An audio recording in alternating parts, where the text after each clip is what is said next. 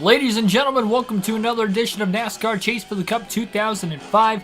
We are Busch Series racing once again for race number 8 of 31 on this custom schedule Busch Series season, and it will be taking place at the Atlanta Motor Speedway for the running of the Aaron's 312. Mile-and-a-half racetrack, cookie cutter at that, but excitement to say the least.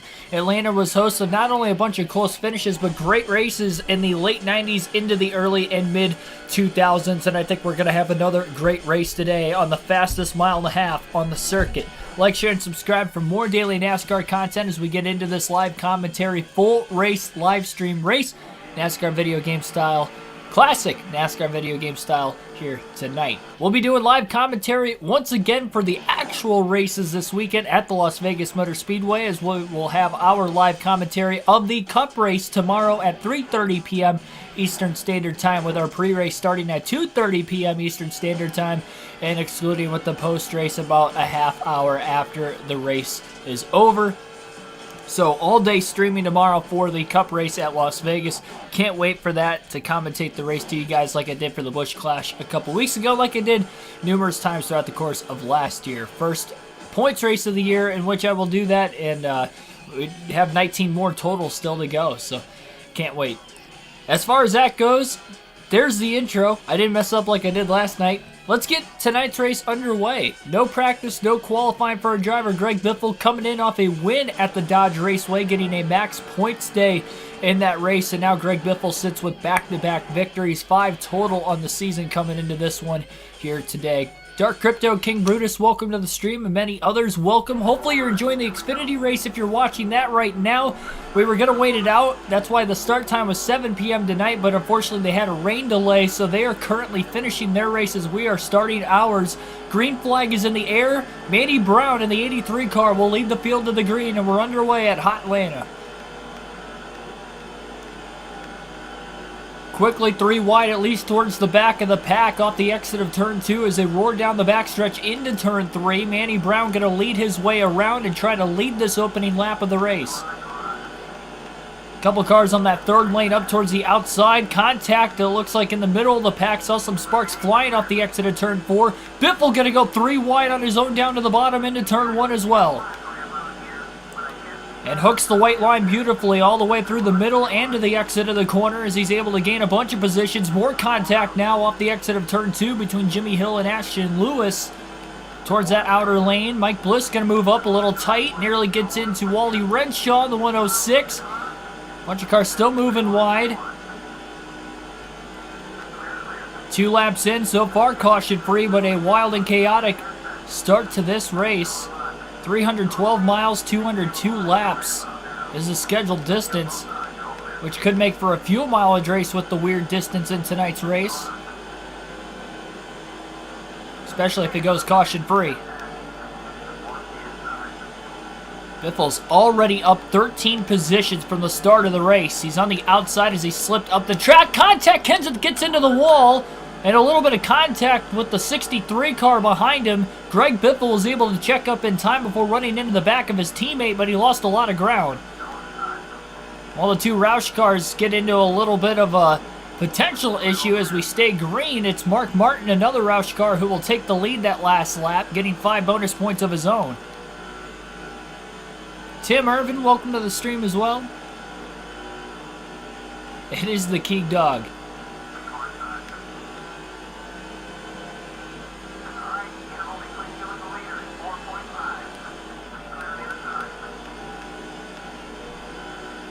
Kenseth's still up on the outside lane right now. He's struggling to get his car to the bottom. Hermie Sadler going to get to his inside.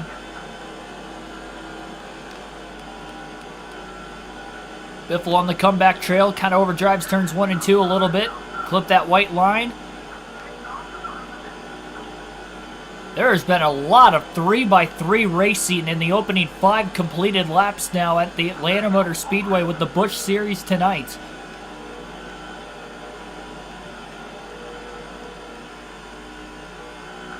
Patrick Shadley, welcome to the stream as well. Oh, you looked it up. The charter sponsor number doesn't exist. That's funny. Ooh, man, Biffle down on that white line. Left side tires below it, in fact, got a bit loose. Was able to catch the car before it wiggled all the way up the racetrack. Racing his way past the 25 car, Bobby Hamilton Jr. Hermie Sadler's whirring up through the field on the inside right now in front of Greg Biffle. Oh, that 152 car thought about taking it 4 wide, thought better of it, but they are 3x3 into turn 3. Biffle and Hermie Sadler nearly make contact as they get through. These guys have been on the verge of wrecking since the opening lap. Biffle's not made contact with anybody in this one. We've seen contact around him quite a few times and a couple close calls on his own as well.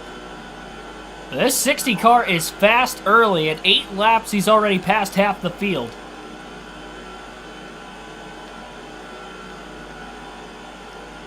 Ron Hornaday, who led a lot of laps last night, en route to a second place finish. Trying to work his way forward. Right now, Biffle's looking to get around him first, though. And he does. He's clear off the exit of turn 2.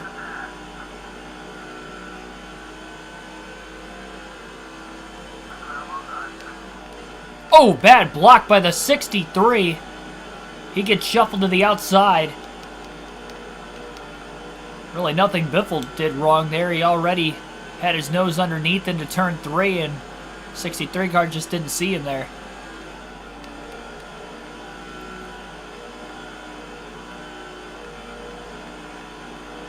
Rain delay and a caution like every 5 laps. Yeah, I was watching the Xfinity race as much as I could. I missed the very start of it because I was at work, but I caught it pretty much from the rain delay on until the start of the stream.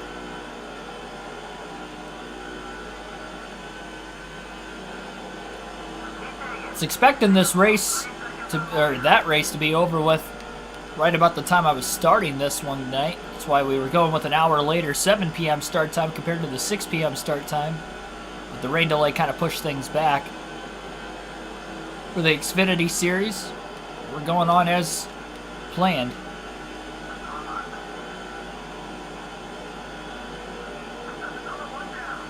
Biffle going to make his way around Billy Parker.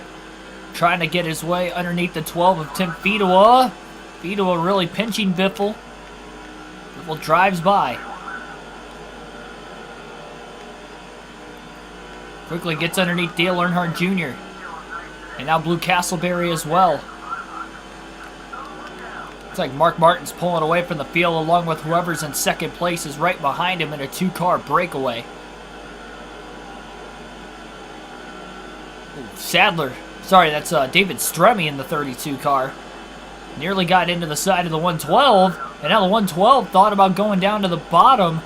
Biffle was already there with a full head of steam. Pole setter Manny Brown still inside the top 10. He's definitely lost some position since the start. Great corner again by Biffle. Rolls past Stremme. And Brown for that matter, and he's up to 9th at the start-finish line.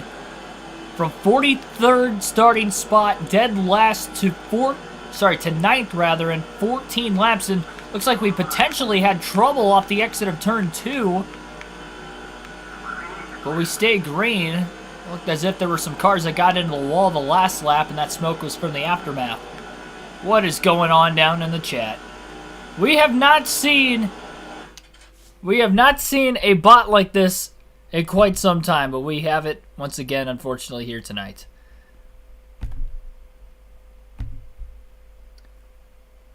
This is no place for the bots.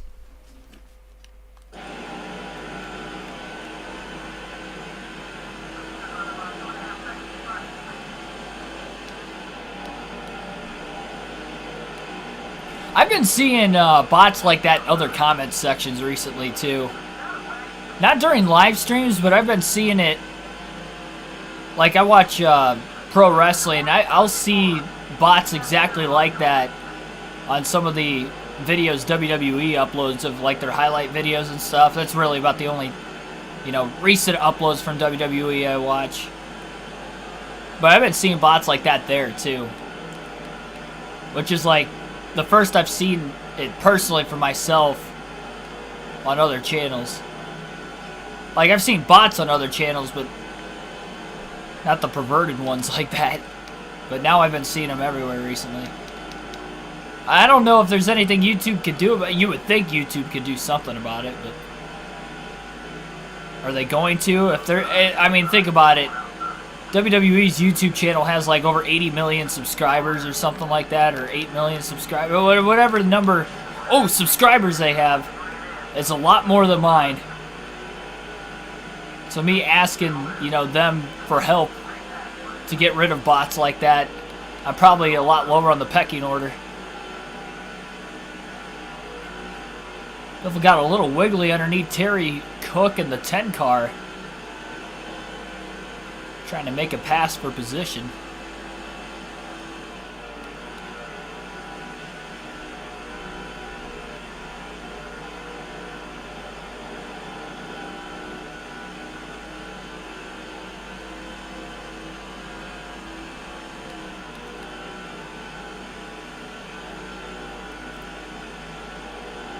Front of the field, definitely a little bit more spaced apart. David Stremme staying right with Greg Biffle right now. So many bots. Excuse me. On your Instagram. I ate a granola bar right before I went live. And I don't have any water, so I'm like kind of struggling. I can feel the oats in my throat. I may have to get up and get a water here if it gets bad. Or I start coughing or something.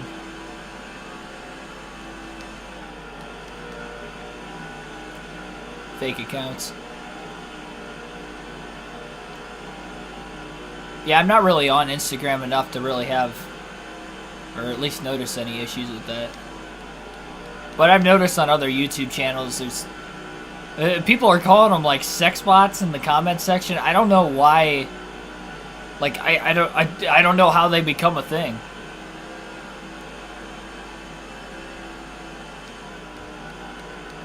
I mean, they're on these other platforms that,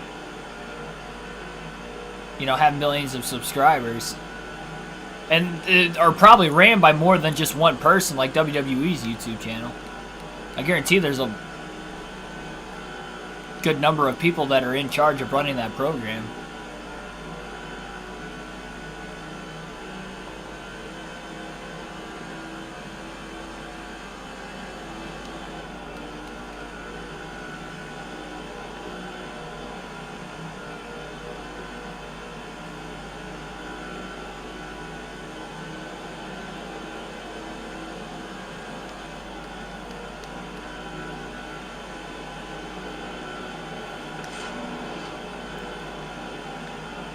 Trying to intimidate JJ Yaley. Yaley looking to pass Casey Atwood after Atwood just got passed by Paul Menard.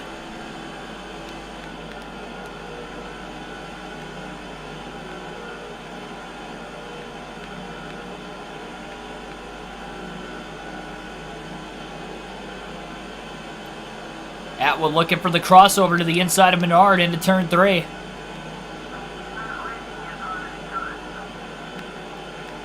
Nowhere for Yaley to go with them side by side right in front of him. Biffle has a run. Yaley going all the way down low to block. Ooh, a little bit of contact into turn 3. That was a late block by Yaley.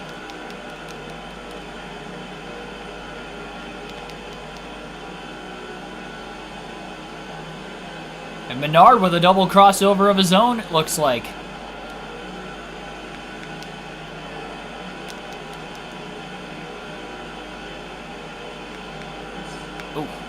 Biffle gets into the wall for the first time off the exit of turn 4. The battle is on right now inside the top 3. Yaley, Atwood, going a little bit wide. Biffle gets the cut off the exit of turn 2, and they are 3 wide for 4th place as they roll into turn 3. Biffle has the advantage on the bottom. He clips the white line, slides up the track just a bit, still pushing. Oh, Yaley scrapes the wall a little bit. That'll cut his momentum off and allow Biffle to clear Yaley as well as Atwood. And Biffle's up to 4th. They're driving it in very deep into the corner. Slides up clear of both cars he was racing for position. Atwood also going to get around Yaley after Yaley still trying to get that momentum back from getting into the wall. Biffle to the middle to upper lane. Going to leave a lot of room on the bottom here for Atwood to get back underneath him, unfortunately. Menard watching the battle out of his rear view. Man, these guys are racing hard right now. Derek Booth, welcome to the stream.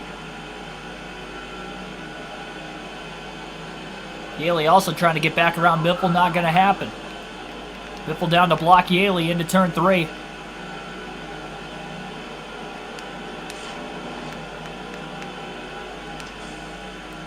Atwood looking to go on the attack on Menard again. And he's going to get to the inside of Paul Menard for position, side by side. Now it's 3 wide. Biffle down to the white line. He slides a bit. Oh, and he gets into Atwood. And contact all the way up high. Atwood got into Menard. A little chain reaction of events there. Biffle's up to 3rd. And we stay green. How did all 3 of them keep it off the wall and keep from wrecking? Aggressive racing from the get-go here today at Atlanta.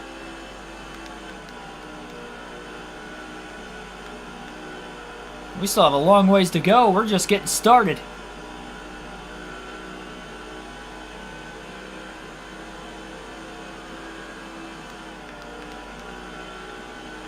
Reddick has numb leg issues. Granola bar issues for me. Was he having problems with that again today, or was that only in the race at Fontana? I didn't even know about that until after the fact. I think I heard him talking about it on the NASCAR Weekly podcast Wednesday night, and that was the first I had even heard about it. Got a slow car just entering the pit lane right now on the front stretch. Maybe our first driver to retire from the race with an engine failure. Unaware of who that driver is. Biffle's got some catching up to do. He's up to 3rd place after starting last in just 31 laps, but the problem is the top 2 are maintaining anywhere between a 3.1 to a 3.3 second lead over Biffle, and even after Biffle's pulling away from the cars that he's already passed behind him, he's not catching up hardly at all on the leaders, especially race leader Mark Martin. Ethan, welcome to the stream. He's too short for a seat. He is pretty short. I don't think I've seen Tyler in person. I saw a lot of NASCAR drivers on Friday night of the truck race before the Cup race at Daytona, because it was as practice was going on and concluding, so there were a lot of Cup drivers walking around in the garage. And I was walking past some of them, and honestly, a lot of them were taller than what I thought they were. Like some of the drivers I thought were short, like Blaney. I always thought that Blaney was a lot shorter. I mean, yeah, I was taller than him, but I didn't feel like I towered over him.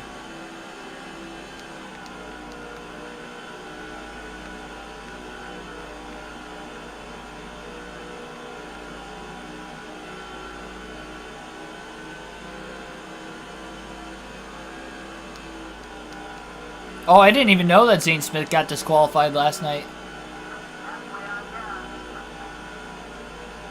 Bummer for him.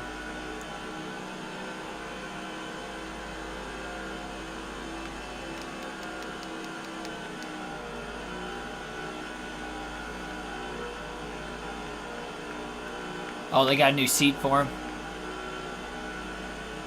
Fontana's a pretty bumpy track. I wouldn't be surprised if his leg was maybe resting against something, you know, somewhere inside the car, and all the rattling was making his leg go numb.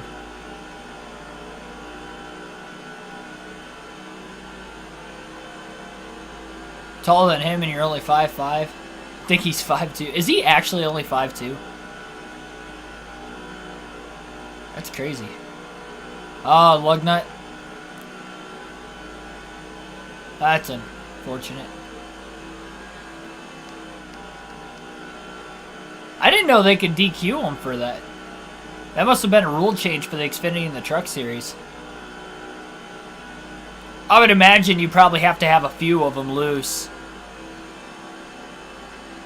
Probably like 2 or 3 of them loose at the end of the race, I had to imagine. More than 2? Yeah, that's what I figured. I figured it was going to be 3 or more that would have to get disqualified. That's... Honestly, I think that's a fair penalty. Personally, I think that's better than the crew chief getting fined or ejected for the next race or suspended for a race. I mean, they might have that happen too. That never makes any sense to me. It's not like it's the crew chief's fault for the tire changer not putting lug nuts on. But I'm all for, you know, disqualification when there's that many loose lug nuts, because it is a team problem.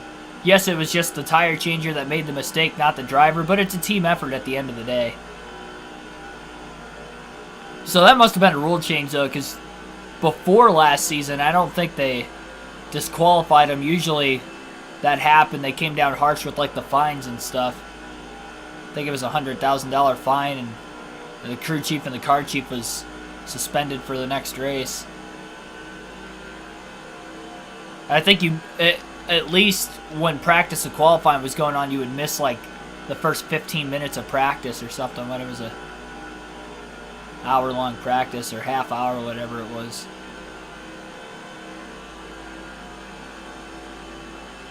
Oh, Tyler Reddick's the same height as you. Did you just Google it?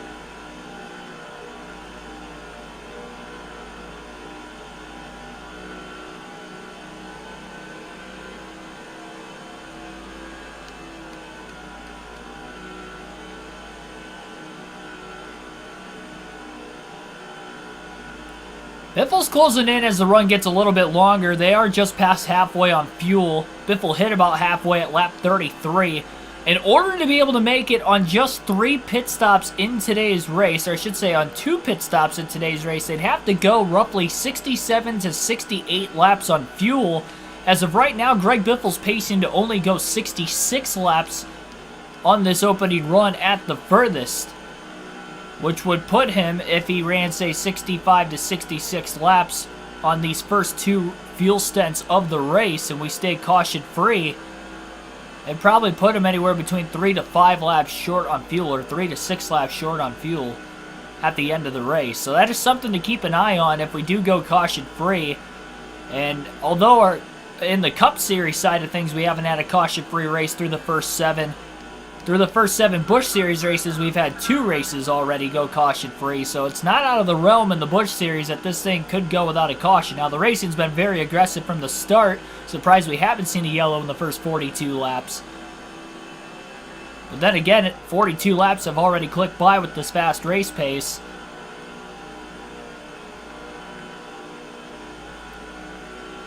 So we'll see. Allgaier leading Gregson, and Gibbs is in 3rd. I can't believe Ryan Sieg tried to wreck Ty Gibbs. I understand his frustration, but the guy literally putt-putted around with a damaged car on a mile, not a short track, on a 1.5 miles, where the speeds off the exit of the corner, they were hitting about mid-170s, and he just pulled up right, I mean basically right into the side of Gibbs. Got a little loose there off turn 2, but anyway, pulled up right into the side of Gibbs. Somehow, he ended up managing to wreck himself, and a couple other cars behind him got damaged. I think Brett Moffitt and Austin Hill got into the wall. One of the RCR cars. If it wasn't Hill, it was Creed, but I think it was Hill. I know for a fact Moffitt hit the wall trying to miss him. And not only that, but his main job, like the goal, I'm assuming, was to take Gibbs out, and he didn't even do it. Gibbs never even hit the wall. He might have made a little bit of contact with Gibbs, but that was it. Not enough to cut a tire down, not enough to squeeze him into the wall. It was all for nothing. I guess NASCAR was telling him to park it too right before he did it, so I would not be surprised if they end up potentially suspending him a race. I mean, the team's going to fight it, I'm sure, but if NASCAR told him like a half a lap before he did it to park it, and he just stayed on the track and still wrecked him, I think they have every right to suspend the guy for a race. I just don't know where the timing of it was of when exactly they told him to, you know, to get situated or whatever it was they told him not to do. Because on the broadcast, they mentioned that they were telling the 39 to watch his actions. And then right as they said that, like 5 seconds later, he gets into Gibbs. So I don't know if, you know, the team was able to radio into him in time yet. Another thing is, with it being a mile and a half and early in the race, and not that long after a restart where the field's packed together, I am surprised that his team didn't calm him down, especially during the red flag. Like, they had over a half hour to try and, you know, talk it out, maybe talk to Ryan Sieg and say, hey, don't do this, you know, we're kind of in a tough spot, the car's already damaged. You know, don't do this. Especially in that circumstance where, again, the field's packed together. That's why other cars were involved, because it was right after a restart. That was just a boneheaded move by Sieg. Now, it was also a boneheaded move by Gibbs just driving right through him, essentially. Caused the wreck.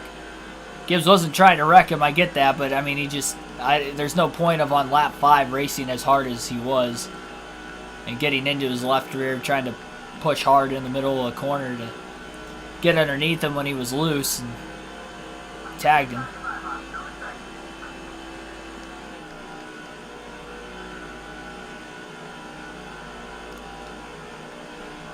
Yeah, I wasn't able... I caught some of the race last week, and then I had to leave on my flight, and pretty much the rest of the race I watched highlights on YouTube of the Xfinity race last weekend. And this weekend, I missed the first, you know, however many laps they ran before they had the caution for rain, or the rain delay at least. And then I pretty much watched from the start of the rain delay until towards the end of stage 2 when I started the stream. But yeah, they're pretty entertaining in the booth. They got good chemistry between the two of them when they're in the booth together. A lot of that is probably teammates that they know each other well, I'm sure.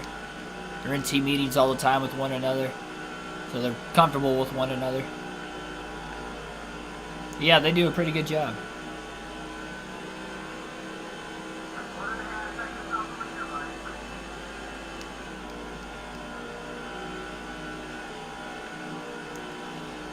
Ten likes already on the stream, and we're only a quarter of the way home. Thanks for all of you that have hit that like button and have subscribed already for more daily NASCAR content. Do so if you haven't already.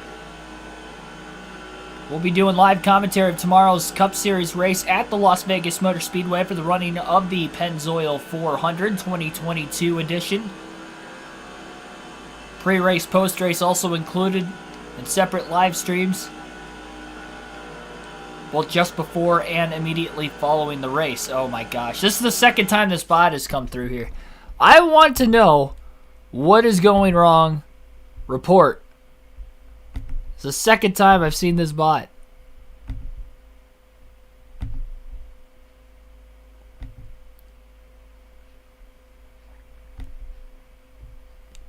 Terrible.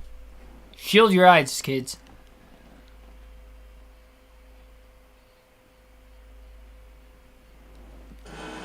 Oh my gosh. We were on a good stretch there for a long time where we were like not having any bots, like at all. And all of a sudden tonight the floodgates have opened once again. It's 2 in the first 52 laps. And they both happen to be the inappropriate ones. Come on, YouTube. I mean, all in all, it's the bot's fault at the end of the day, but it's sad that, you know, I report the issue and then another one comes in like 15, 20 minutes after the fact.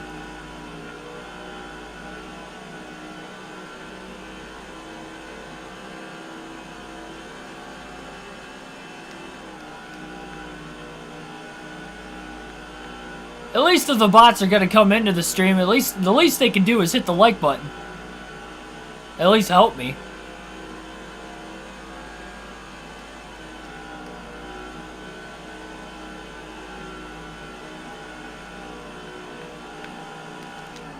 Oh, Biffle got a little tight off turn 4 into the wall, pushing a bit too hard later in the run. He got to within about 1.3 seconds, and immediately after pushing a bit too hard through turns 3 and 4 that last time, he's now 2 seconds off the lead. Definitely lost a little bit of time.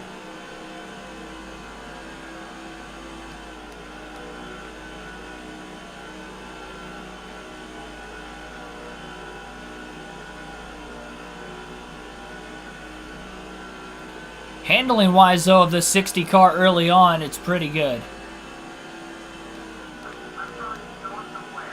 Just doesn't quite have the long run speed like he does on the short run. He might have used his tires up quite a bit trying to get through the field in this opening fuel and tire stint as well, which could be hindering his progress now that he has reached the top 3.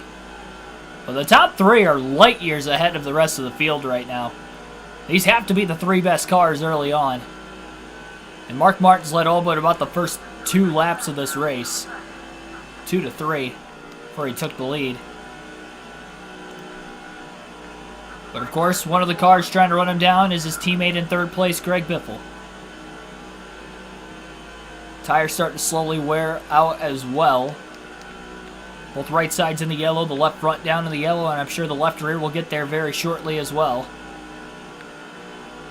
Favorite Xfinity driver? I don't really have favorites for the truck or the Xfinity series. If I had to pick a current one, though,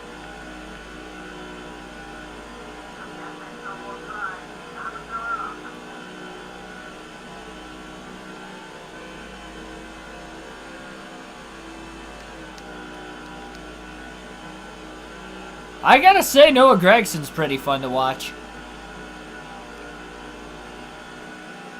Out of the young crop of Xfinity drivers. He's fun to watch, but you can definitely tell he's matured behind the wheel since even his first season in the Xfinity series. Yeah, he'll still get into an altercation or two throughout the course of the year, but for the most part, although he's aggressive, he doesn't really hit you. At least between really the second half of last season and I guess the very start of this year. He'll race the heck out of you, but he does it in a clean way. As far as driving style itself goes, I mean, how could I not like Daniel Hemrick? Going to show that you can succeed as a clean driver in the sport. And I know he used the rub/bump and run to win the championship last year. But at the end of the day, you know, it's the final lap on a short track to decide the championship. I would have done the same thing. Especially to win your first race on top of the championship. And you've been so close so many times. But outside of that one instance, I mean, he's a really, really clean racer, and he's good, he's fast. Allmendinger, of course, as well. If not Blaney. I don't think Blaney counts. He's not an Xfinity regular. So Mark Martin pit about 2 laps ago. Kyle Busch working his way on the racetrack right now. A little contact between Greg Biffle and the lap car in the 109 of Lance Brantley. Biffle was on the outside and kind of boxed in with the lap traffic.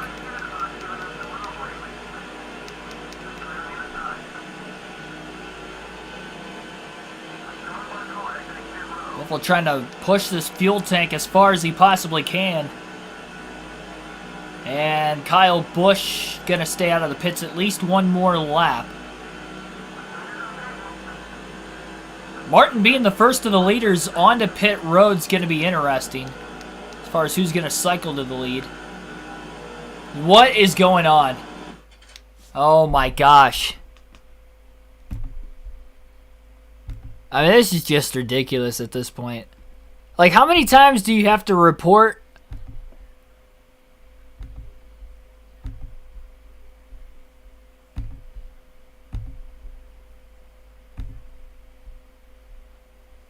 This is 3 times in, what, like 60 laps? Tanner Gray for the Truck Series, Daniel Hemrick. Yeah, I'd agree with you with Hemrick for sure. I don't really know too much on Tanner Gray, to be completely honest.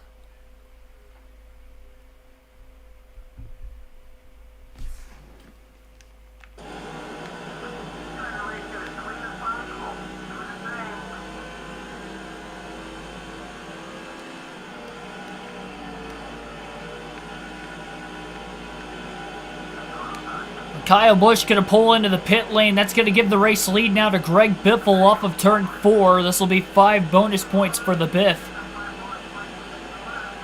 His first lap lead of the day, though it is only because of green flag pit stops.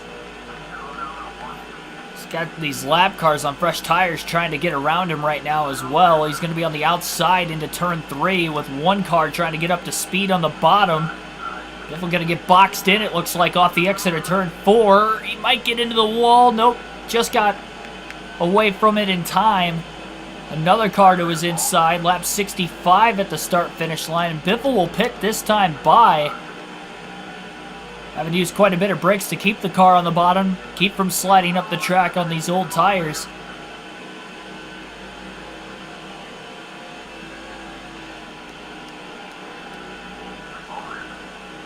And through 3 and 4, Biffle will pit. 4 tires and fuel. No adjustments coming under this opening stop of the day. A little bit of damage to repair. He's gotten into the wall a couple times.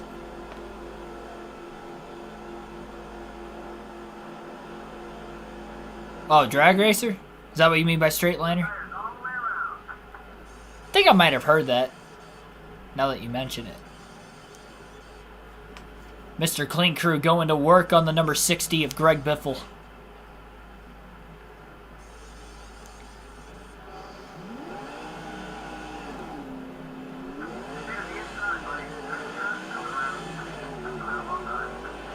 Mark Martin will cycle back to the lead. No surprise. Kind of figured that was going to happen with him being the first of the leaders to hit pit road. Biffle stayed out just long enough to lead 1 lap, though.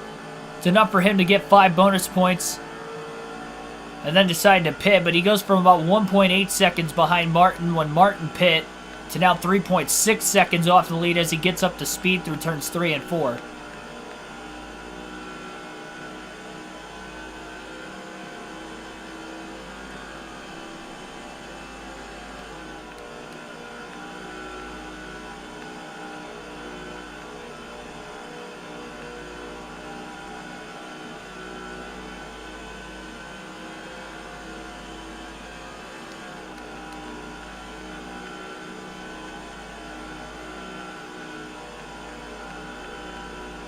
Could be 74 for you tomorrow. I think today at my house got up to 71. It's supposed to be in the mid-60s and super windy tomorrow, and then on Monday it's supposed to be right back down in the 40s. For pretty much most of the week, too.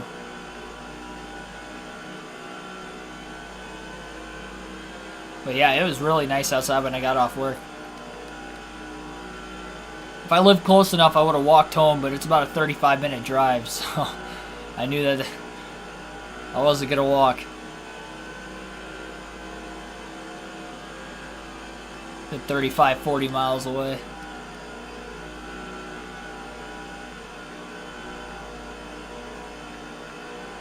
Mark Martin is dealing with lap traffic right now, and I'm sure the second place driver of Kyle Busch is also doing the same. Busch was able to get a couple laps let in as well in the middle of green flag pit stop, so we've now had 4 different leaders in today's race.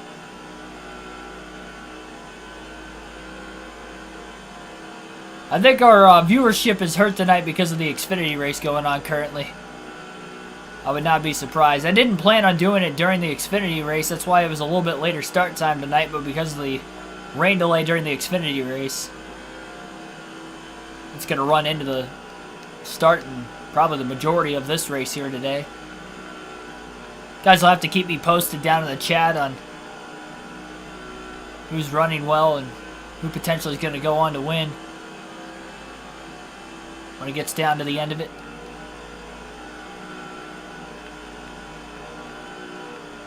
Maybe it'll take long enough like last week's race and this one will actually get done before that one, even starting well after the fact.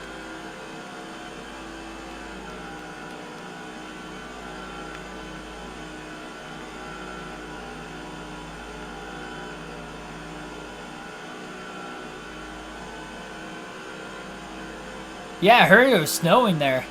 It was a rain delay, but I guess there was a little bit of snow. Probably like a sleet.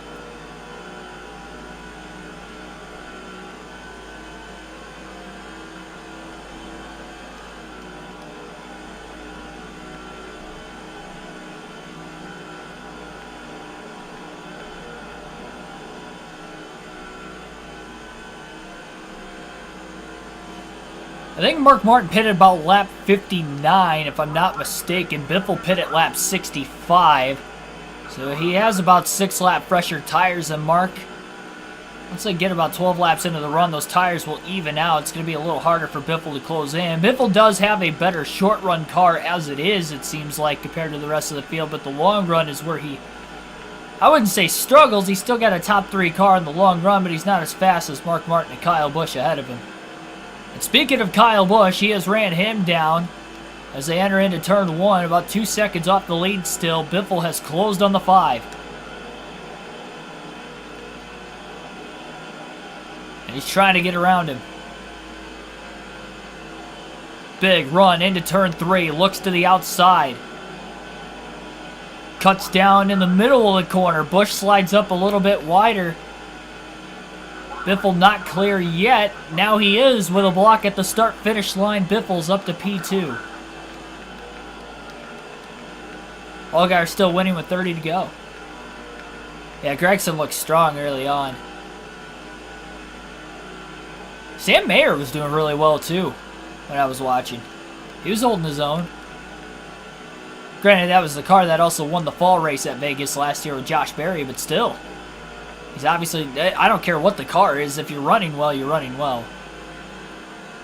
Obviously, you need good equipment to run well on a consistent basis. But it takes a good driver to, you know, put that good car in victory lane or consistently up towards the front, kind of like a Ty Gibbs has done in recent years at the Xfinity Series.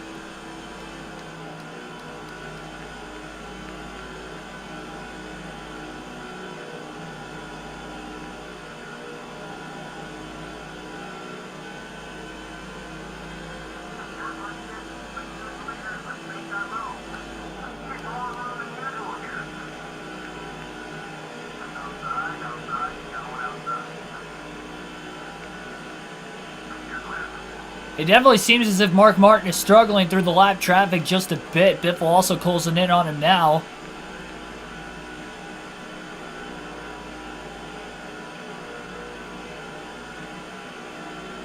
Lead is cut down to 1 second even at the start-finish line. Biffle, after quickly getting around Kyle Busch. This is, I mean, what am I supposed to do with the chat right now? Just out of curiosity, any other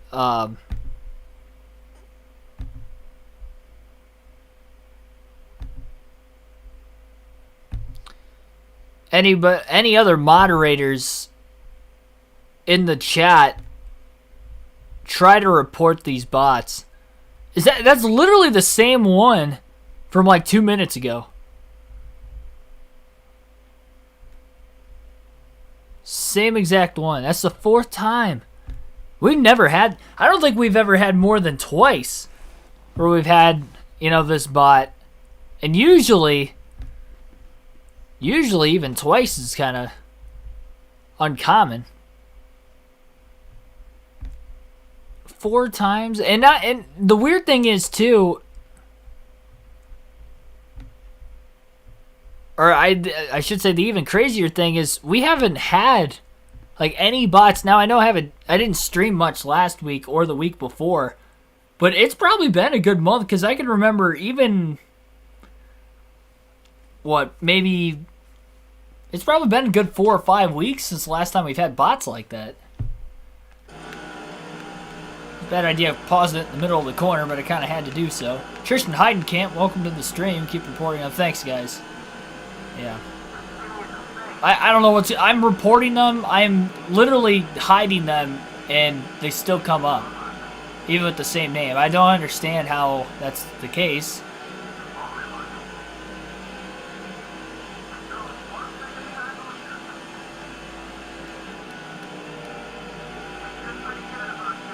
I do like the corn style number on Justin Allgaier's car.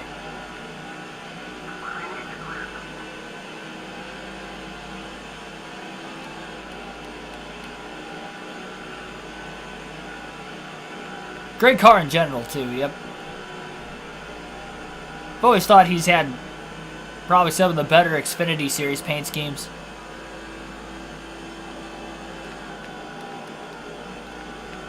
Martin's going to get by this next lap car, 2 of them in fact, in turns 1 and 2, and now he's got a lot more clean air in front of him.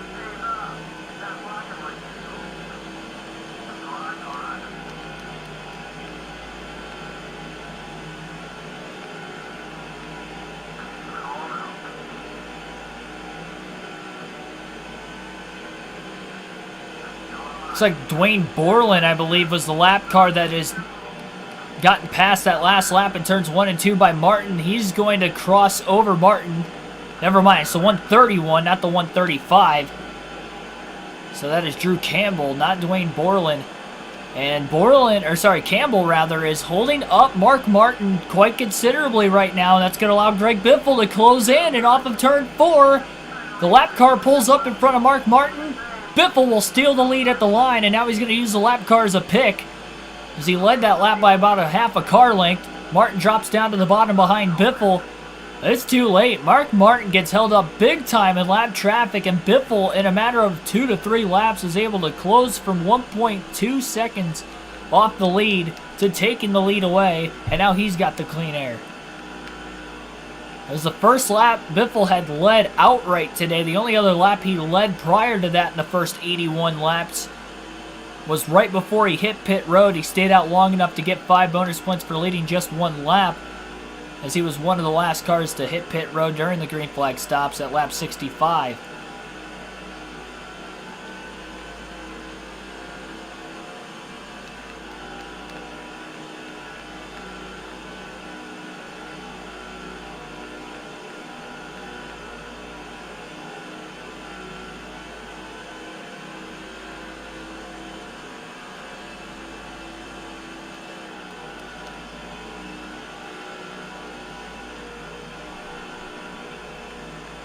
I will have to say, the snow and ice they got in Vegas today was pretty much nothing. I mean, the fact that it pretty much didn't stick to the track to really show anything.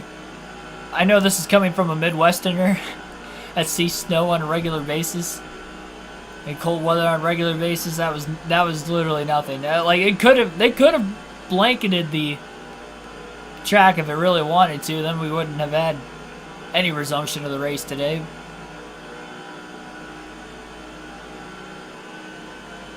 I would imagine with a racetrack in a situation where if it were cold enough to actually get snow that would stick, you probably have to wait for it to melt and then dry the track off.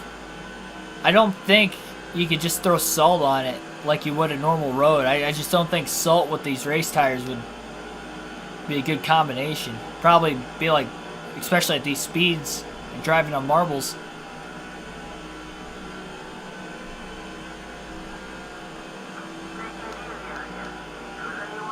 Yeah, gas prices are definitely getting out of insane. The gas prices literally went up 10 cents from what it was yesterday at my house. It was $3.79 yesterday. Today it's $3.89. Before I left for Daytona, it was it was in the 320s.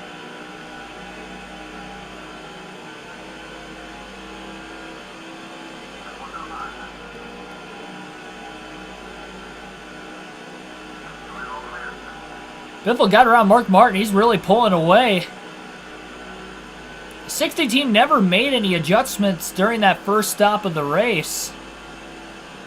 I wonder if Mark Martin might have went the wrong way on his adjustments. Biffle just hauled right past him.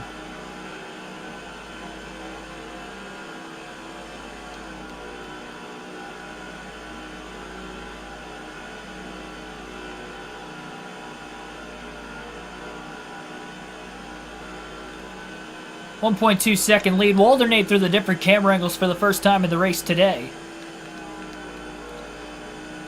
Still going to be a 2-stopper to the end of the race yet. At least 2 stops. 3 sets of tires left for the 60 team as of right now.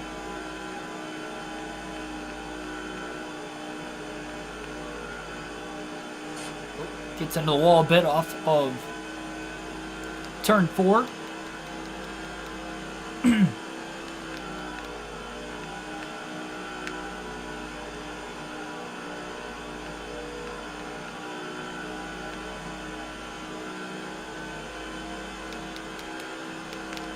Ooh. Really loose off of turn 2 that last time around. Biffle working the throttle down the back straightaway just to keep the car from wanting to slide around too much, even on the one of the flattest parts of the racetrack.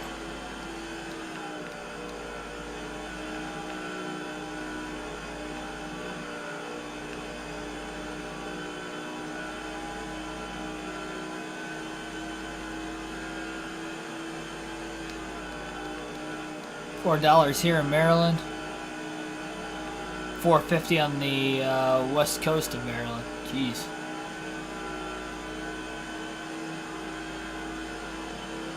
I did notice, if I remember right, from when I went to Dover last year, it cost $50 to fill up full tank. Or half a tank, jeez. That's crazy.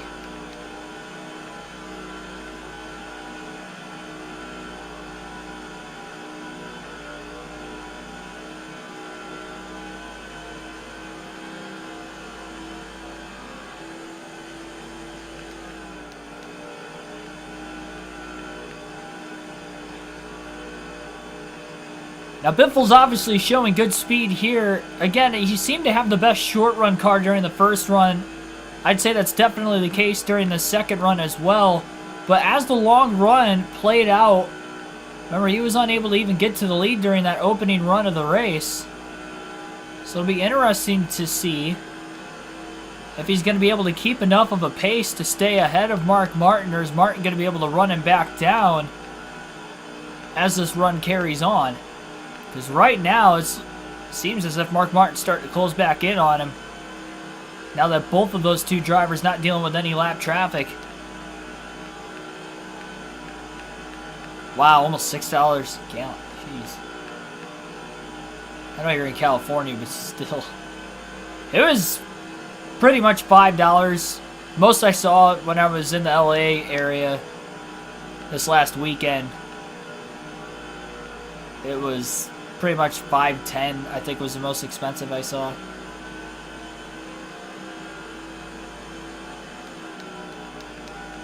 It's just amazing how quick it rose, though. Like I said, in my house, it literally grew 60 cents in about 2 weeks. And it grew 10 cents just from yesterday to today.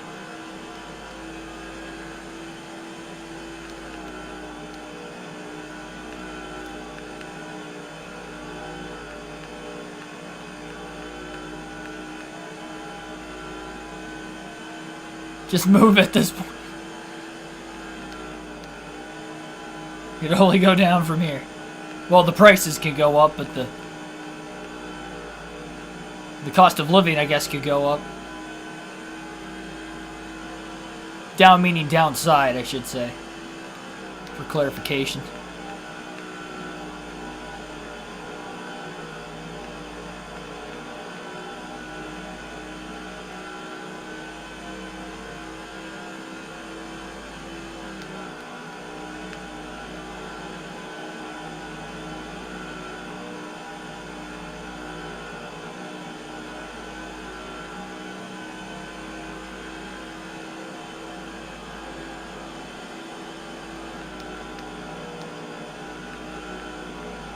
Martin was able to pull within about 8 to 9 tenths of a second. Now he's stalled out over the last few laps. Biffle's starting to run back in the 29.9s once again. A few hundredths of a second off from his fastest lap of the race still.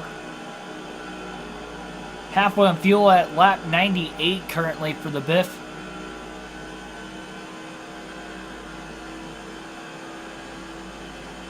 Almost halfway home here today at Atlanta.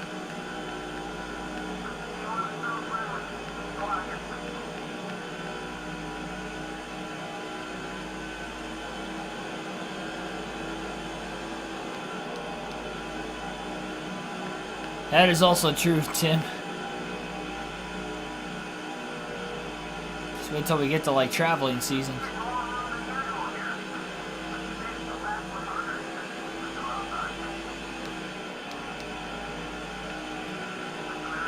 Two lap cars Biffle was closing in on. Gonna stay high and out of the way. Biffle's gonna be able to clear them both easily. passes in turns 1 and 2. Easily clear into 3.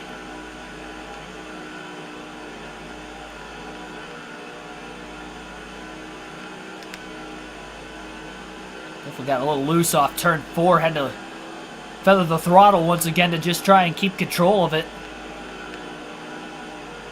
We'll be exactly halfway at the start-finish line this time by. Roush Fenway runs 1-2 with Greg Biffle in the lead, Mark Martin in second.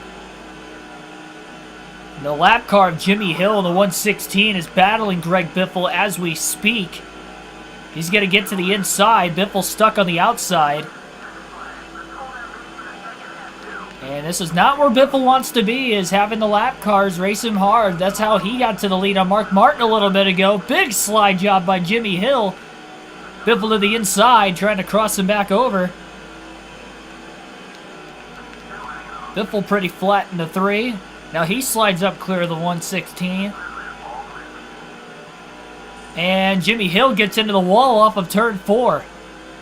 Pushing hard to try and stay on the lead lap. Martin going to close in on him into turn 1.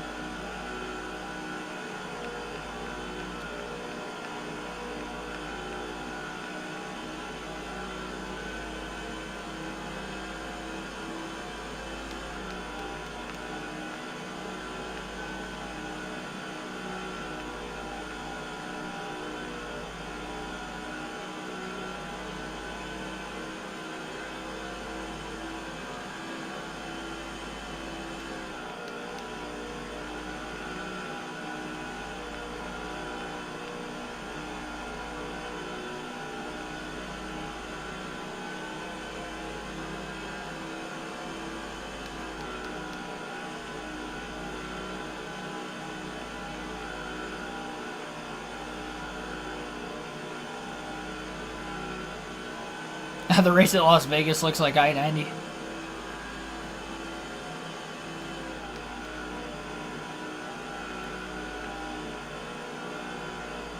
Turning into a wreck fest, is it?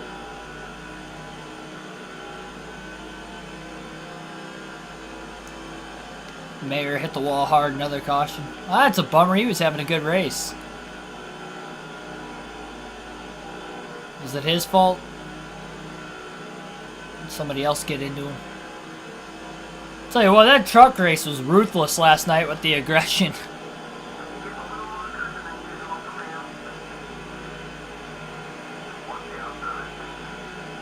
Thoughts and prayers also go out to Spencer Boyd last night. He dislocated his shoulder in a crash on the last lap in the truck series. Hopefully he'll be alright, and wish him a speedy recovery.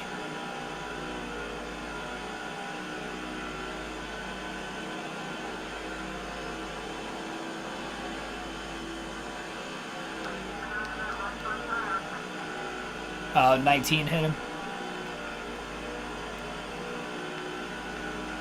Yeah, that's unfortunate. He definitely looked like a race win contender early. I don't know how he's looked in the final stage because I haven't been able to watch the final stage.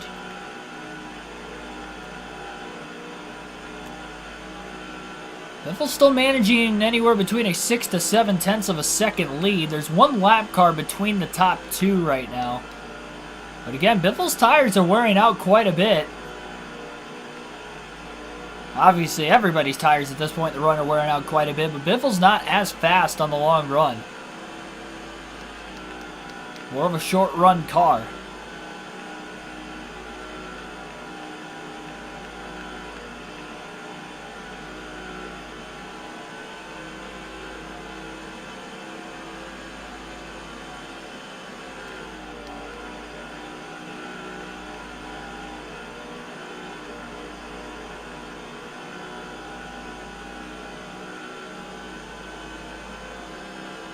Martin to the inside of the lapper. That's going to put 0 lap cars then between the top 2. A little flat into turn 3. Clipped the apron, but actually stuck it pretty well. He didn't really bobble at all. We're at lap 110. Biffle can probably get to about lap 130 before he has to pit. Martin probably got to pit before him, considering he pit about 6 laps before Biffle the first time around. I wonder if he's going to pit closer to maybe 12 laps before, if he just tries to manage that kind of a gap.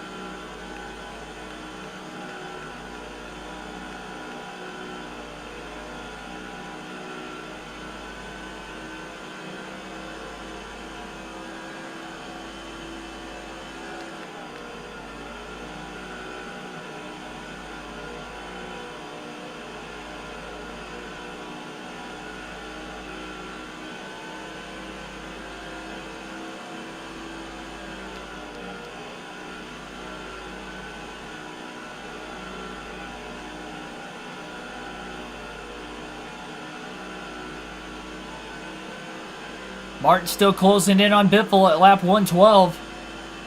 Not within striking distance yet into turns 1 and 2, but he is closing. Seems to be rolling the corner entry a lot better. On a consistent basis, at least, compared to his teammate in front of him.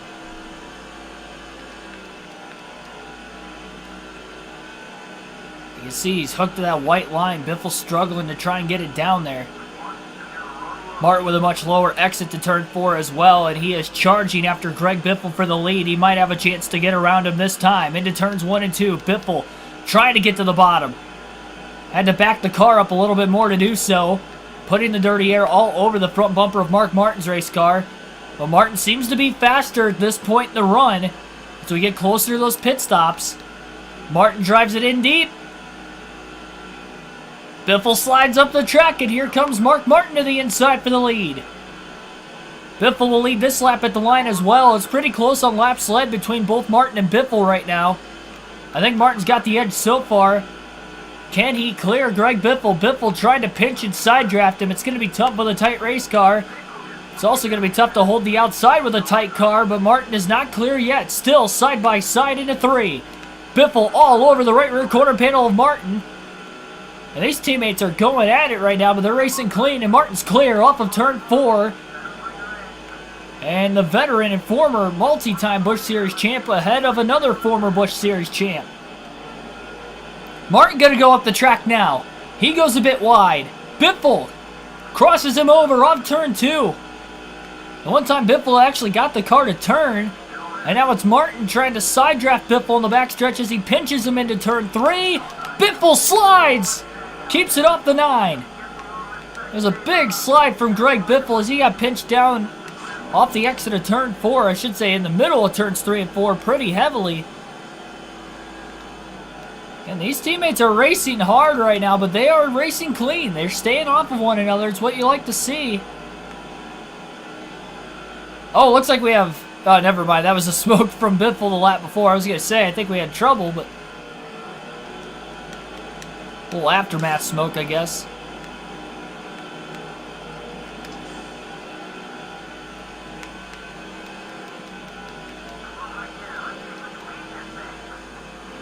Biffle trying to close on Martin.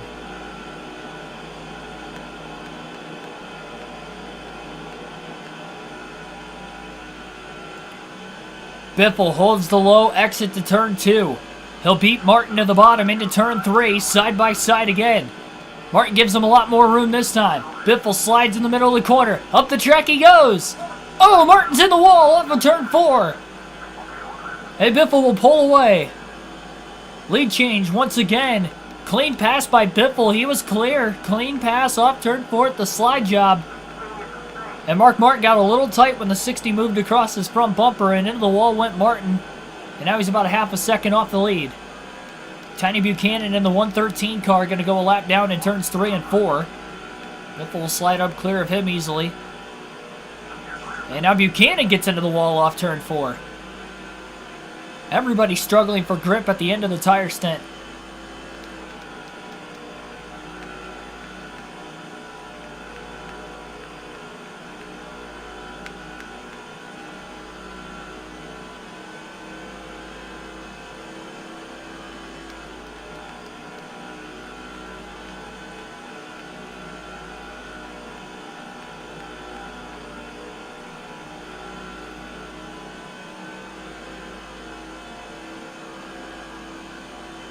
$83 laps to go. Dad was thinking about going to Portland Speedway for the Xfinity race. That'd be pretty cool.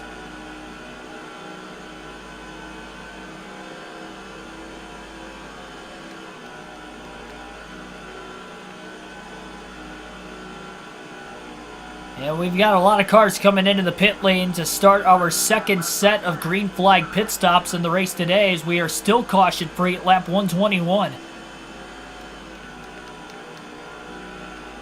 We see these caution-free races tend to string the field out. That's happened in the first two caution-free races of the Busch Series season. But in this one, although it's strung out, the top three have stayed pretty tightly together. More specifically, the top two between Mark Martin and Greg Biffle. Of course, they're both teammates, so you know they have equal equipment. Definitely has something to do with it. Martin just pit that last time by, coming to lap 122. Him pitting before Biffle's likely going to cycle him back out to the lead, you'd have to imagine. Unless we get a caution in the middle of green flag stops before Biffle makes his second stop.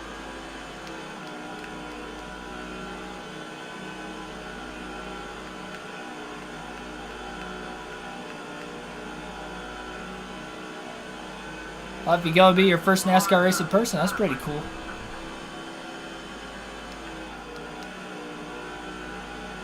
You guys live in the Pacific Northwest then?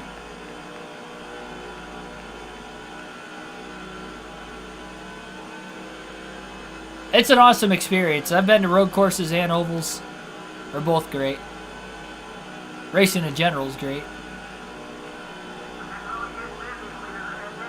Been to dirt races.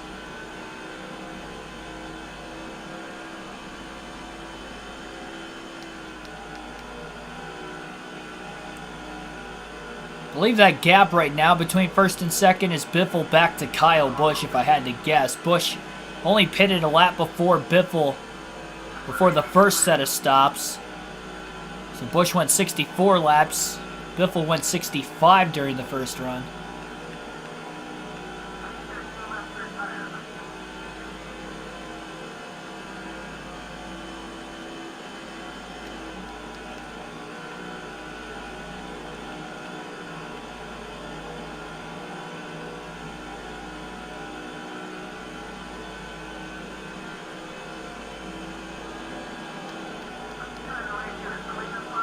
Live in Washington. Oh, wait, hang on. I gotta read that after we get around Luke Nixon. Want to wreck into him.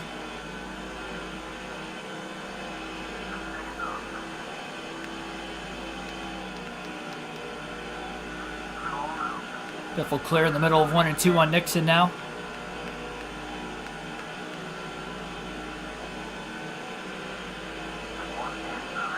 Used to live in Phoenix, never did live in Washington now.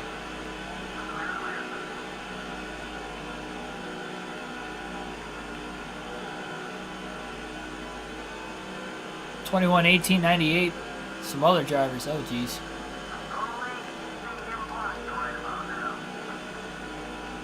They need to contain themselves. Lap 127.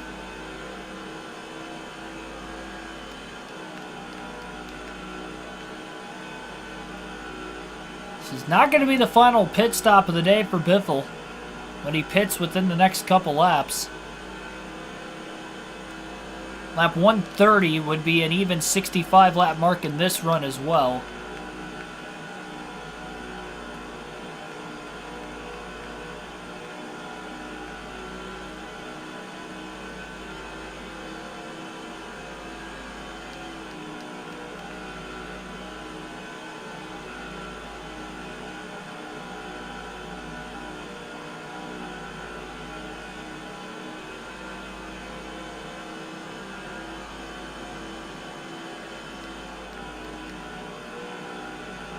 It's going to be interesting to see what the pit strategy is going to look like on the final stop of the day.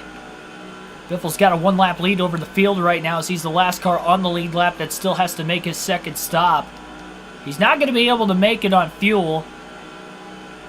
Mentioned it could have been a pit strategy race and a fuel strategy race. It may be a pit strategy race still with the 202 lap length. The extra 12 miles.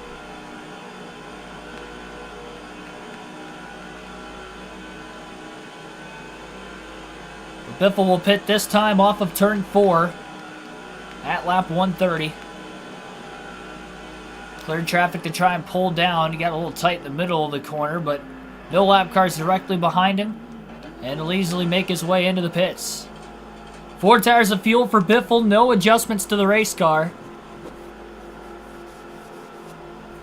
72 laps to go as he is on pit road for his second stop, and the Mr. Clean Crew will once again go to work. But it will definitely be interesting to see. When will these drivers pit before the end of the race? Biffle's looking to be about 7 laps short on fuel from right now to the end. Even one caution is not going to be enough to save that much, so it'll be a no-brainer to pit as soon as we see our first caution, if we, of course, end up seeing a caution at all. There goes Mark Martin. Martin get a cycle to the lead as we kind of figured it was going to happen. He pit at lap 122. That was 9 laps before Biffle pit.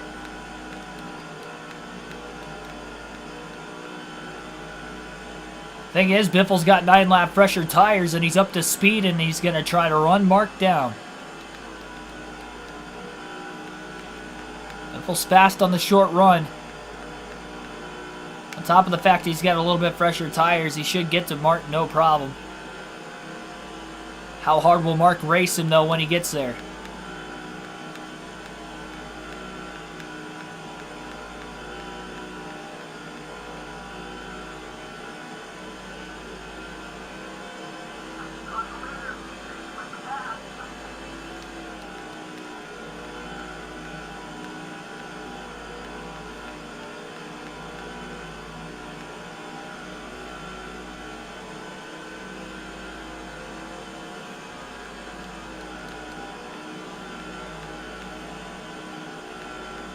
Closest you've been NASCAR races, figure 8 racing.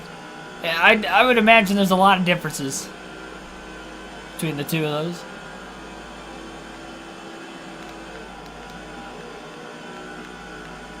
Demolition Derby racing.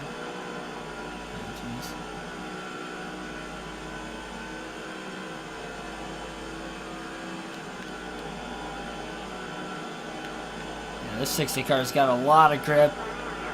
Even running the same line as Martin that time.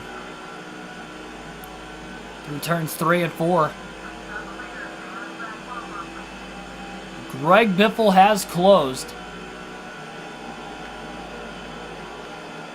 And he's definitely going to be pushing extremely hard trying to get around Martin.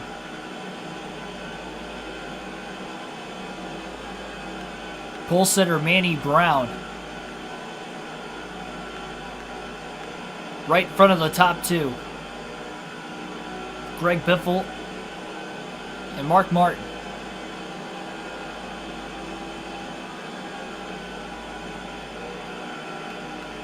Martin going to get to the inside of Brown pretty easily in turns 1 and 2. Beneficial for Biffle. I should say for Martin, as he did get trapped behind the lap car and Biffle was not able to use that lap car as a pick. It looks like Manny Brown's going to try to cross Biffle over off the exit of turn 4. Biffle had to stay a little bit wider than what he wanted to.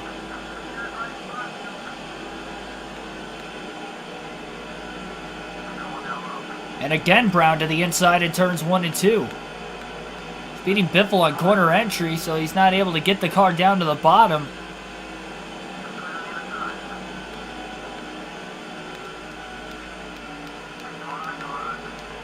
To the inside of Martin. Oh, 3 wide. Look out. Contact, and Manny Brown nearly goes around on the front stretch. There's a bit of a risk. Trying to make that move when he did, and everybody holds on. And we continue to stay green. Manny Brown definitely got the worst of it. He tried to take the leaders 3 wide off of turn 4. And Biffle just kind of got sandwiched between both Brown and Martin. Would have hated to see a caution there. Been a great race between the 9 and the 60, and they would hate to have the rest of the field right back in it again. A little desperation move from Brown, and it did not work.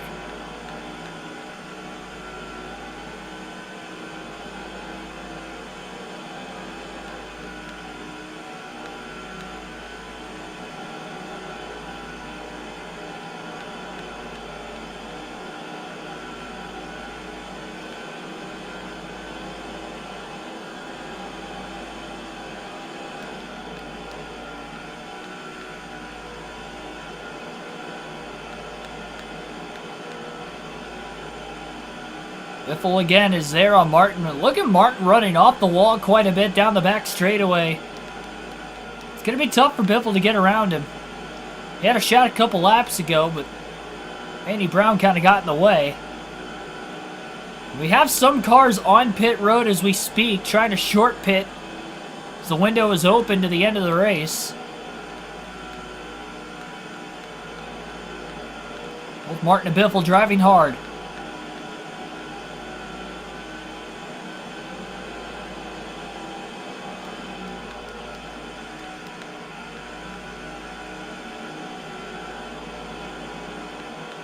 Wreckfest is the best racing game. Are you talking about like best current or modern day racing game? I've never played it, but I'd have to say these older NASCAR EA games would probably be my personal favorite. Arguably the best racing game.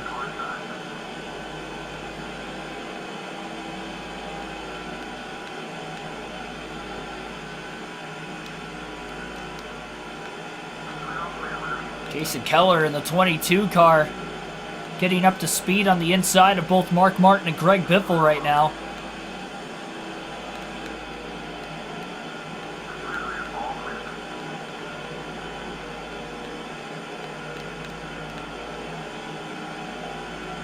Marcus Ambrose in the... Oh, man, big block by Jason Keller. Oh, this is going to get tight. Lap car on the bottom. Just put Greg Biffle 3 wide middle after Keller threw a block on Martin down the back straightaway. Oh, they're stacking up. 3 wide middle again. This is going to get tight into turn 1. Biffle trying to hang on to it. Oh, Ashton Lewis slides up the track now. It's going to open the bottom up for Biffle to get underneath him. And it looks like Biffle's got the lead over Mark Martin, at least currently.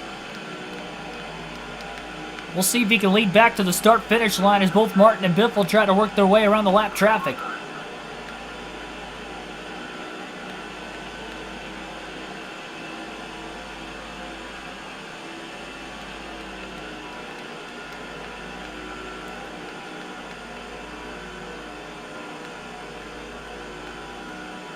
Ambrose was a cool dude.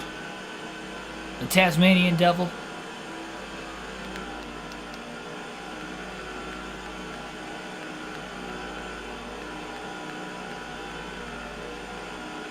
Oh, Martin scrapes the wall off turn 4. He's pushing hard, trying to get back to the Biff. It's going to be tough. Lap car's definitely got in Martin's way. Not the first time today. For his sake, he is hoping it'll be the last. Martin looks low. Hooks the bottom pretty well through turns 3 and 4, but so does Biffle. Biffle leads another lap. Remember, these two are battling for the most laps led in this race as well. And Martin to the inside. Oh, man, they almost made contact. Biffle got a bit loose off turn 2. Now he's just trying to side draft Mark.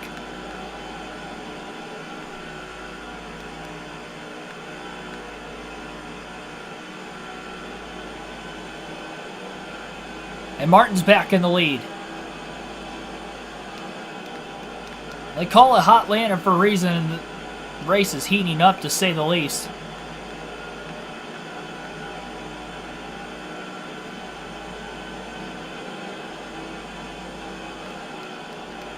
It's gotten dicey when the lap traffic has gotten in the way, and both Martin and Biffle are closing in on more lap traffic very shortly.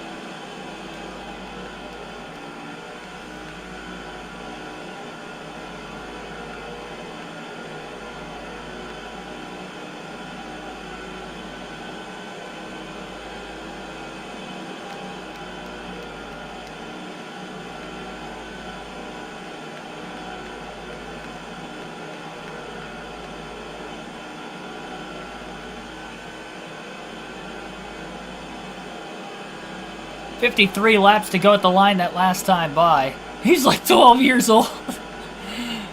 That's funny. He does look like a kid, though. I do agree with you guys. He looks younger than 18. I thought the same thing of Tyler Ankrum when Ankrum first got in the Truck Series a couple years ago, too.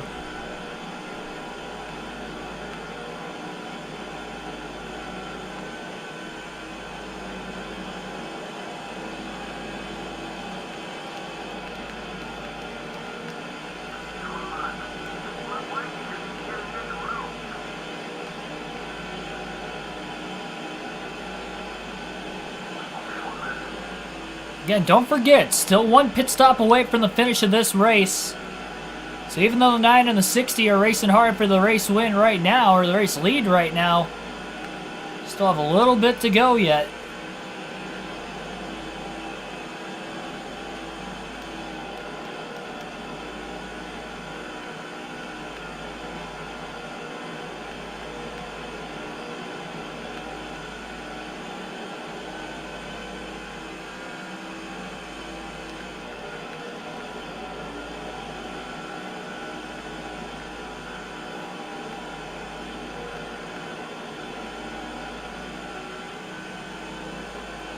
Now under 50 laps left at the line.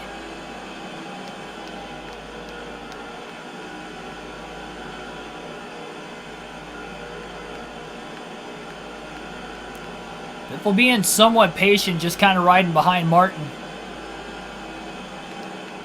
At least for right now, he knows that there's still another pit stop left. He'd like to get to the lead. And a large reason he would really like to get to the lead outside of not only winning the race is because Mark Martin's leading a ton of laps right now. That's going to better the chances that Martin's going to be the one to lead the most laps at the end of this race and not Biffle. As far as 10 bonus points are concerned, and Martin isn't even running the full Busch Series season. Biffle is, even though these two are both Cup Series regulars for Roush Fenway Racing. Nearly full throttle all the way around that last lap for Biffle. And he got a bit sideways off the exit of turn 4 with how hard he is pushing just to keep up with Martin. You can definitely tell that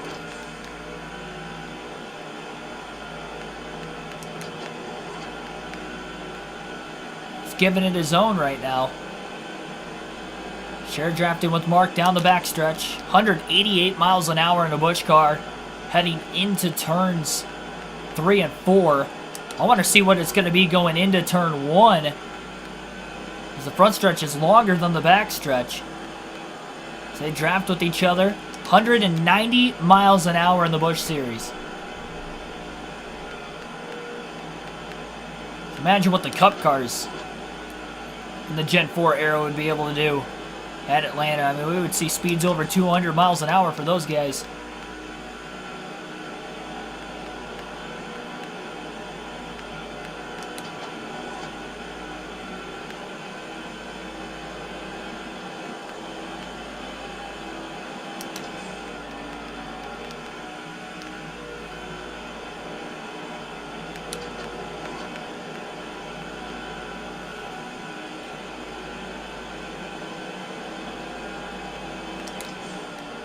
Biffle's car tends to struggle longer in the run, so this is pretty important for Martin to have the lead while he does.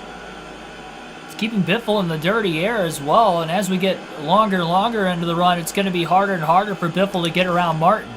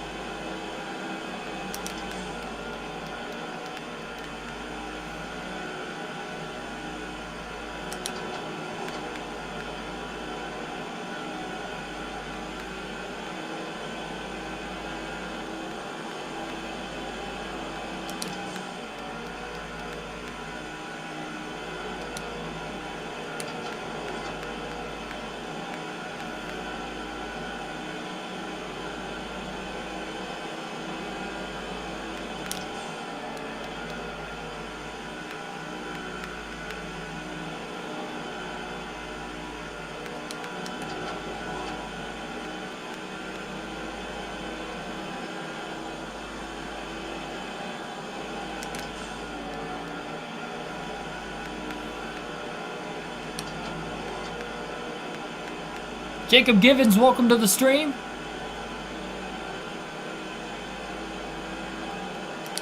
Feel for Xfinity. Wonders how much money they spend. Same with the trucks. Hey, that's on the drivers, man. That is solely on the drivers. Cup Series has been more aggressive in recent years, but they're nowhere near as bad as the Xfinity and the Truck Series.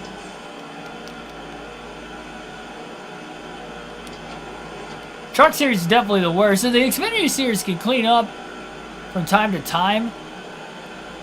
Truck Series, it's a lot harder for them, it seems like. And it's crazy, too, because the purse isn't even as big for the field in those two series. So, like, tearing up equipment for the winnings not being as much just doesn't make as much sense to me. If you're an owner, I'm surprised you aren't more strict, I guess, with your drivers.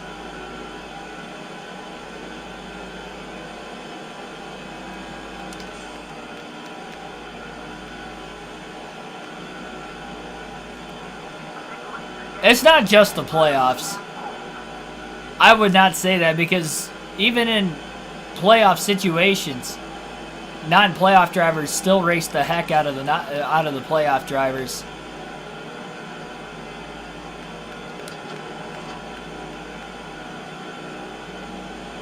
Wow, 3 wide lap traffic right now in front of the leaders. Nowhere for both Mark Martin and Greg Biffle to go.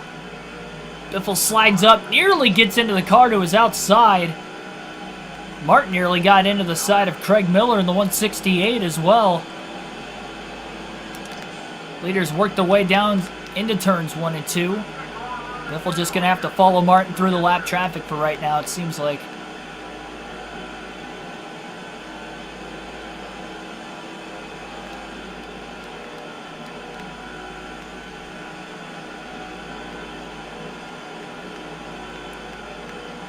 It's crazy how much bigger the purse is in the Cup Series. I didn't realize it was that much bigger. Obviously, that's for the full field, but still.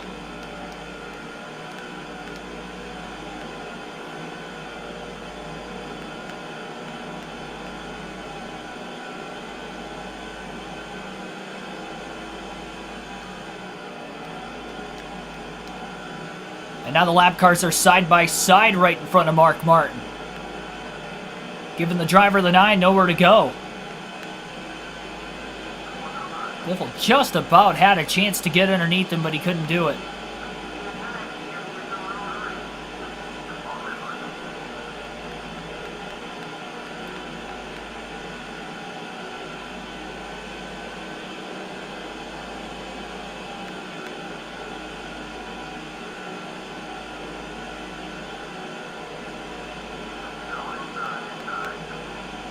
Lap car looking to the inside of Greg Biffle off of turn 4.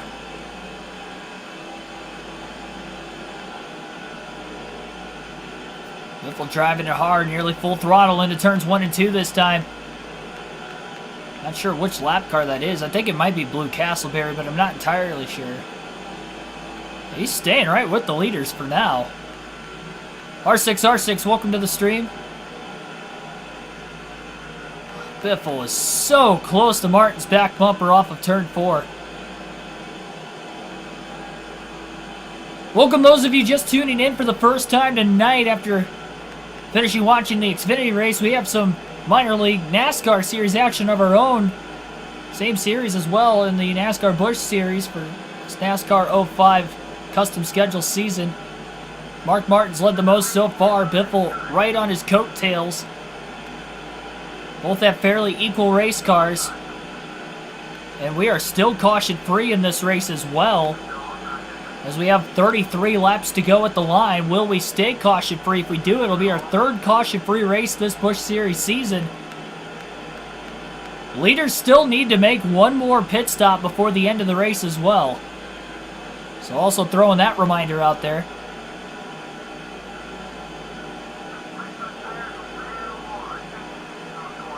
Right front wearing out a bit more for Biffle right now, as he continues to try and push hard. Can he find a way around Mark Martin sometime soon?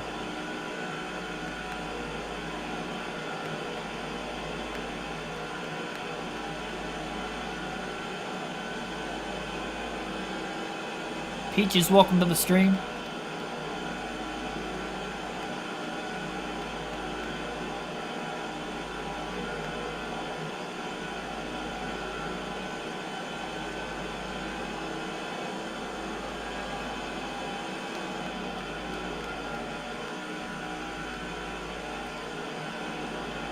Biffle could get into the corner fine, but in the middle off, he's starting to push a little bit tighter, and I think a lot of it is the dirty air riding behind the 9. He's not as fast on the long run as well, so that's also hurting him.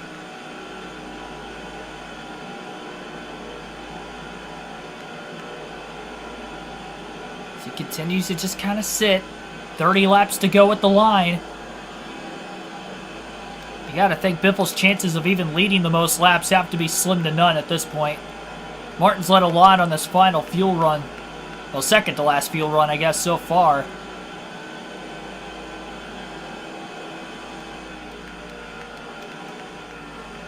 Still trying to get down low. Can't do it there either. And now we'll alternate through the different camera angles for the second and final time in today's race with 29 laps to go. When will Martin pit, and when will Biffle pit?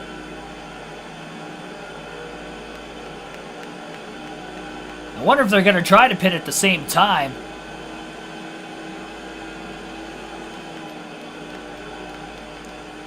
They haven't pitted at the same time at all yet today, so it's hard to tell exactly what crew has been faster.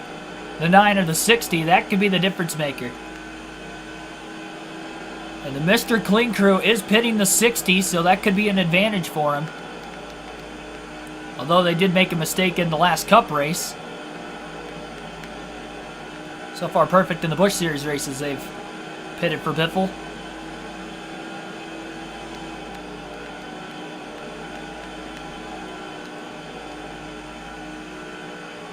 Biffle really tight through 3 and 4. Barely kept it off the wall. Martin got a little loose as well. And it seemed like he had to lift off the exit of turn 4 also. Rolled in a lot better and all the way through 3 and 4 that time, but again, he rides right behind the 9 with nowhere to go.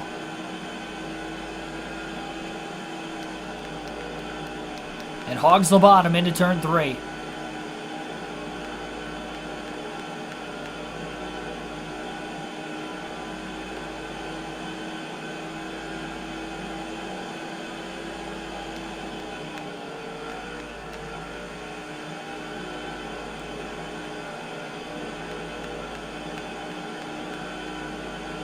Got to be so frustrating for Biffle to be this close for so long and not be able to make the pass for the lead.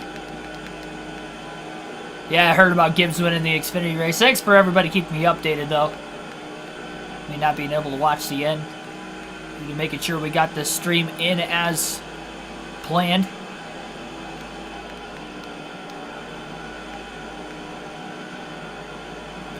Lap traffic is 3 wide nearly off the exit of turn 2. Now they're side by side as both Greg Biffle and Mark Martin start to reel them in.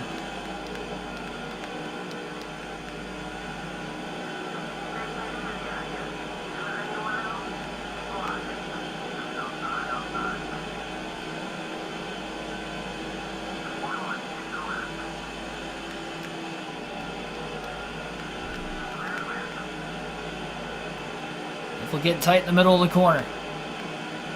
Martin to the inside of the 20 of Mike Bliss. They're closing in also on Hermie Sadler. Lap car into turn 3. Both Bliss, Sadler stay wide, letting the leaders race it out. Biffle got to get stuck behind Sadler. Oh, Hermie actually got the wall off turn 4. Luckily, Biffle was able to get underneath him off the exit of the corner as Sadler got into the wall. Closing in on the 152 car as well. Quarter tank of gas left for Greg Biffle. Again, nobody can make it to the end. He's roughly 7 laps short on fuel, but he was also the last car in the lead lap to pit.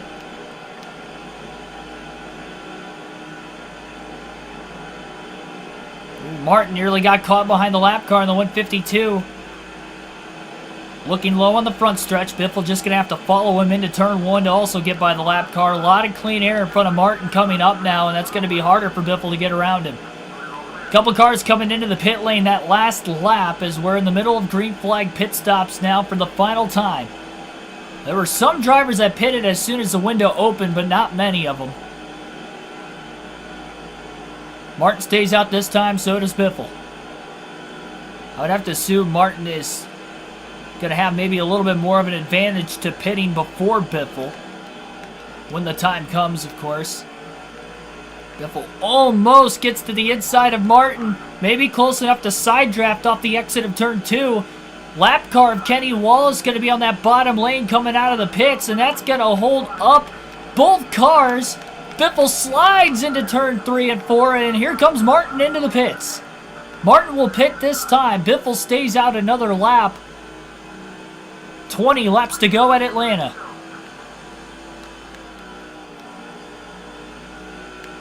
Decisions on when Biffle pits. Martin has the advantage pitting a lap before. We haven't seen a caution yet today.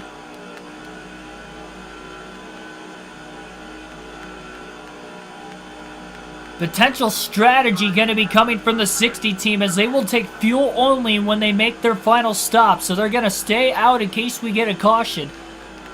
And it's going to be a fuel-only stop for Greg Biffle when he makes his third and final one of the day. The benefit is if we just get a caution before he ends up pitting, then he'll take tires. And pit with the rest of the field that would still have to pit at that point. And he's just got to hope he comes out far enough ahead of Martin. Because Martin will be running him down to the end of the race. Biffle already not as good as Martin on the long run as it is. This is going to be an interesting battle. The battle of pit strategy at the end of the Aaron's 312 at Atlanta.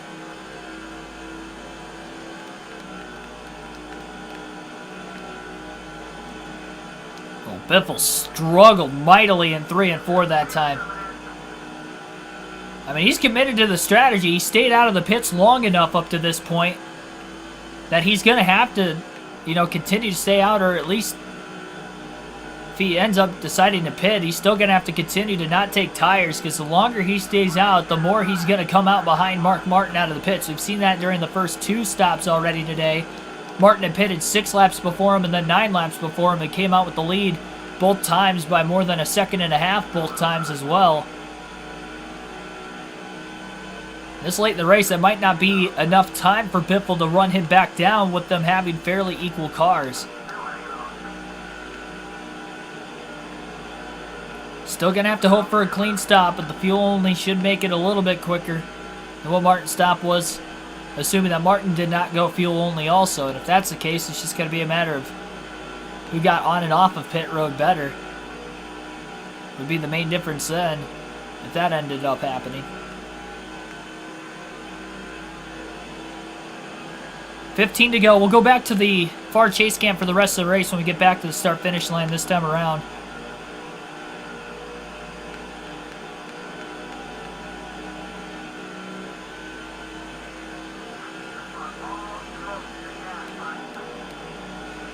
Yeah, I forgot that isn't a thing anymore, Kirsten. The timestamps with the chat during live streams. I'm not sure when exactly they did away with it, but I know it's sometime fairly recent. I mean, obviously the channel's not that old, so I guess it would have had been sometime than the last, just over 2 years.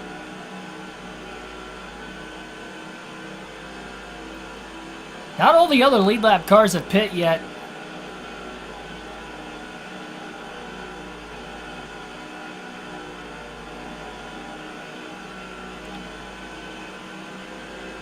Not sure what position Kenny Wallace is in. He came out of the pits. Biffle's constantly in dirty air as well as the old tires, but he's not able to close in on him at all with the tire disadvantage on the 60 compared to the 23.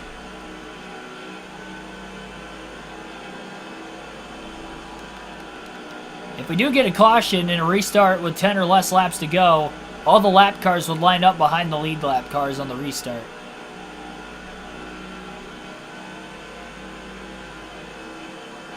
Biffle a lap ahead of the field. He is the last car on the lead lap that has to make his third and final stop. Again, it's going to be fuel only, so he's going to have to make sure he does not lock the tires up, which he hasn't done the first 2 stops anyway. But definitely knowing that he's going to need these tires to the end. Even if he locks them up, they'll make it to the end, but that's just more wear that's going to be put on them at the same time, so he'll have to be careful still. 11 to go. We'll definitely have less than 10 laps left if we get a caution at this point. If we get one too late in the race, remember, it could end under yellow. No cautions on the final lap, though.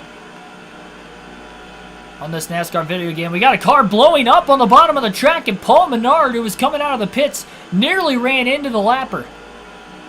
That could have been the first caution right then and there, but instead we stay green. 10 laps to go at the line for Greg Biffle.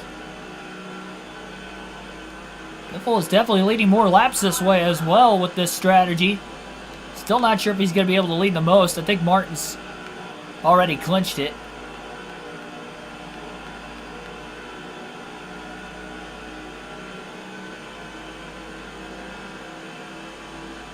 And Biffle is about 7 laps short, so with 7 to go, at the very latest is when he's going to have to make his stop. May pit with 8 to go just to make sure that he can make it. Which would be 65 laps into the run, which would be this next lap. So he'll stay out this time and then pit the following time by. Lap car of Luke Nixon coming out of the pits, merging on the bottom of the racetrack. If we get really tight, 3 and 4 again, and he almost gets into the wall off turn 4. That was a close one. Left rear into the yellow now as well. They work their way down into turns 1 and 2. Biffle stuck on the outside. Nixon to his inside. Biffle needs to get down on the bottom because he wants to pit this time. Got a bit of a run off turn 2. Slides down in front of Nixon. Oh, but he bobbles in the middle of the corner, and he's not going to be able to pit there. Now he has to slow up in the middle of the track, and he's able to get down. Luckily, he almost missed the pit lane. It was in danger of not even making his way in. Half can of fuel, that's going to be it. A little splash and go for Greg Biffle in the 60. He should come out with the race lead as we have 7 laps remaining at the Atlanta Motor Speedway. And the Mr. Clean crew will fuel the car. No adjustments again to the race car. And off and away goes Greg Biffle.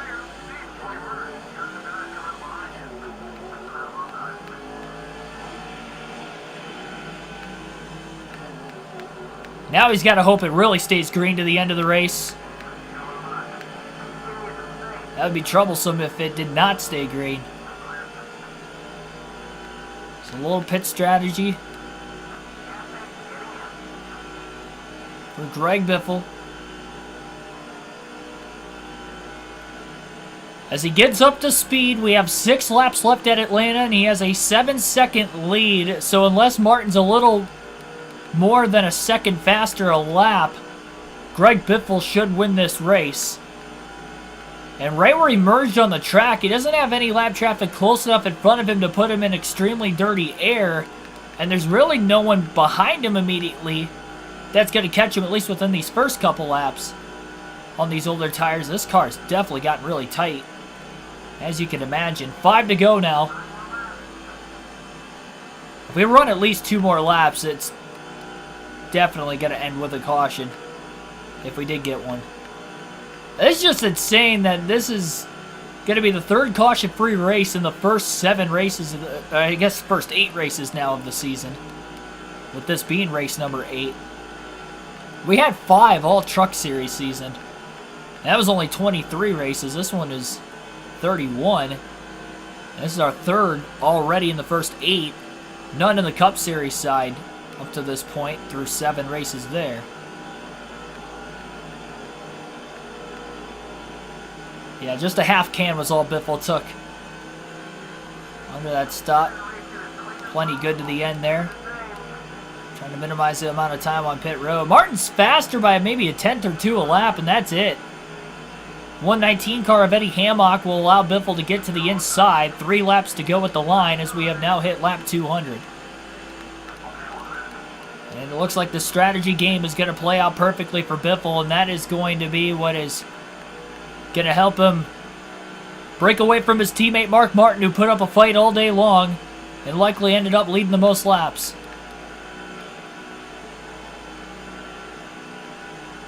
With Biffle Blaney's still my favorite. I think I'm more of a Ryan Blaney fan now than what I was a Biffle fan growing up, just because of how much more knowledge of the sport I have now, and traveling and having a YouTube channel. I'm so much more involved with the sport now than what I was when I was a kid. I was involved with it and obsessed with it when I was a kid, but my appreciation for it now is greater than what it was when I was younger. Because when you're younger, you really don't understand it. You see the cars on the track, you know they're racing, but you just don't understand it, and that's why I grow to love it more now.